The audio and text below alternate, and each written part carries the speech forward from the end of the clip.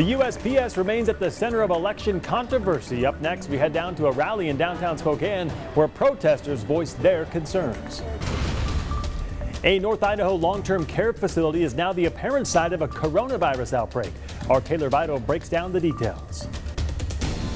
Another beautiful day here in the inland Northwest. More sunshine in the forecast through Saturday, but change is on the way Sunday. Your forecast is next. Well, there's been a lot of interest and a lot of support, so we just want to thank the community. Bowling alleys and museums are back in business. Our Brandon Jones updates us on the new changes. Less than 100 days until Election Day, nationwide protesters are calling on the federal government to ensure that the United States Postal Service can run smoothly, including right here locally. Good evening, everyone. Thanks for joining us here. I'm Regina Ahn. Whitney is on assignment. Welcome, everyone. I'm Mark Hanrahan. We are continuing to track the controversy surrounding the U.S. Postal Service. So let's get straight to our Morgan Trout tonight. She joins us live downtown with more on what those protesters are calling for. Morgan? Yeah, it seems the United States Postal Service has been changing every week what they're going to do and what their protocol is. And the protesters actually just wrapped up, but I will tell you everything that you need to know about this coming election.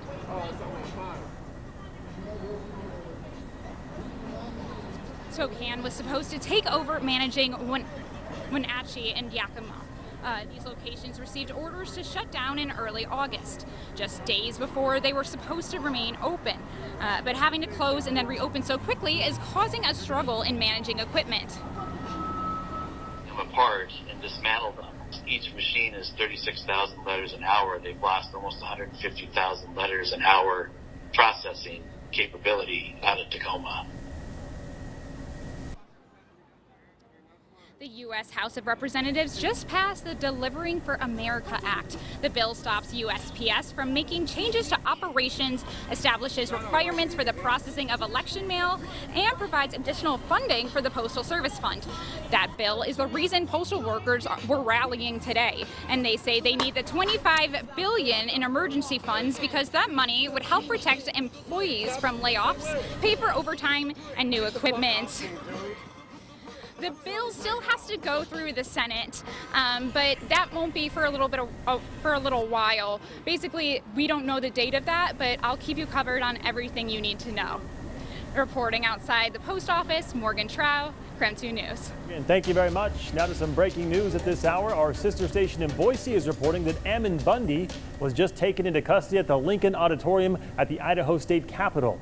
Joe Paris, who posted these photos via Twitter, says he appeared to be, quote, zip-tied to a chair. This comes as Idaho is in its second day of the legislature's special session. Ammon Bundy is the rancher who led an armed occupation of a federal wildlife refuge in Oregon back in 2016. This is a developing story. We'll bring you more updates coming up on KREM 2 News at 6 tonight.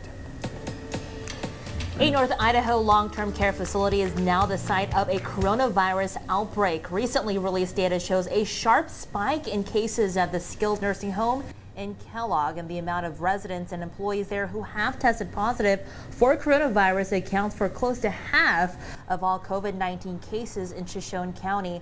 As Taylor Vito explains, a handful of deaths are linked to the facility as well. A spokesperson with this care facility tells us that a majority of residents here who either tested positive or presumed to be positive appear to be improving. Meanwhile, he adds that they're doing everything and following guidelines to make sure people stay healthy. Numbers from the Idaho Department of Health and Welfare show a serious situation at the Mountain Valley of Cascadia long-term care facility in Kellogg. A week and a half ago, a state report showed just 8 confirmed or probable coronavirus cases among residents and employees here. Yeah, I was just trying to... But that number skyrocketed in updated stats released by the state last week. Now, 74 cases are associated with the home, along with 5 deaths. Again, the case number includes both residents and employees. Cases here alone account for 40% of all COVID-19 cases in Shoshone County and almost half of all deaths in the county as well. A spokesman with Mountain Valley's parent company said 49 residents here have either tested positive or are presumed to be positive based on CDC guidelines. But he added that all 5 are no longer in isolation or have stayed asymptomatic. The spokesman cited a local outbreak of coronavirus as impacting the care facility. He said that Mountain Valley's leadership team is communicating regularly with Panhandle Health along with residents and their families. The company said that they're now focusing on reopening visitation here along with dining and activities. A spokesperson with Panhandle Health tells KREM that they've been working with Mountain Valley regarding the outbreak. However, the health district wasn't able to discuss what specific measures the facility was taking to combat the outbreak. In Kellogg, Taylor Vito, KREM 2 News. Okay, now to tracking the coronavirus. Whitman County reported nearly 50 new positive coronavirus test results today. All cases are people under the age of 40, and the increase in cases comes as students return to Pullman for fall semester. And officials clarifying today that many parties in Pullman have been held in private homes or apartments, not Greek housing. Meanwhile, the university saying over the weekend the increase in cases have been primarily tracked to the Greek Row area. So the university has urged students to not return to campus due to an increase in those cases. Now to our wildfire coverage this evening. There's some progress to report about the Palmer fire burning in northern Okanogan County. The fire now a little more than 17,700 acres. Decreased acreage is due to improved mapping of the fire perimeter, say fire bosses.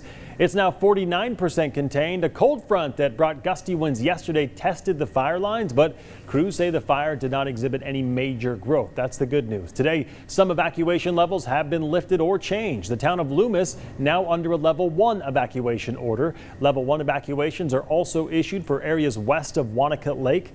Level 2 evacuations are in place for areas southeast and southwest of Bullfrog Mountain and Split Rock Day Use area. That means be ready to leave at a moment's notice. Level 3 evacuations are in place for any area in the burn perimeter. Level 3, of course, means get out now. With that in mind, let's switch gears and talk about weather. Meteorologist Tom Sherry joining us here in the studio tonight. Tom, I want to ask you about air quality because it kind of seemed like our air quality kind of dipped a bit here in Spokane as a result maybe of some nearby fires. Well, at one time it got into the moderate range, but right now it's actually in the good range. And we expect that we're forecasting it maybe overnight or tomorrow to get back into moderate, but we haven't seen unhealthy air. So that is good news for us as we've got those fires burning around the region, but it certainly hasn't been like other summers when you could tell just by looking outside that the air quality had deteriorated. And look at that. We have blue sky out there right now. A bit of a breeze. Looks like it's blowing out of the west-southwest at 13 miles per hour. 82 degrees the current temperature. We did have some rain that was happening in northeastern Oregon and north central Idaho. There's a closer view of it right now. It looks like it's beginning to just kind of become just more isolated showers, but that brought us a few clouds this morning. We'll look for sunny skies this evening with highs in the temperature still in the 80s, at least early on in the early evening hours. 55 will be the overnight low under mostly clear skies. I've got more sunshine on tap. We'll look for a daytime high. We're expecting it near 86 degrees. Should be absolutely beautiful. You know me, Mark, I'm always looking ahead to the weekend. I've got 86 on Saturday, partly cloudy skies on Sunday with a daytime high of 77. It's going to get breezy, and maybe Sunday night could see a few rain showers around the area. I'll have the rest of your 7-day forecast coming up in a little bit. Regina? All right, sounds good, Tom. Thanks so much. Now to other local news. Now, Spokane police are investigating 2 drive-by shootings. Both happened earlier this morning, and the first occurred around midnight in North Spokane, and the other was reported just before 6 a.m. That was near Boone Street and Cedar Avenue. So here's a video from that scene this morning. Officers seizing 2 cars involved in that incident. They say a man in a PT Cruiser appeared to shoot at another person in another car. No one was hurt in that shooting, but police are looking for more information on either of those shootings.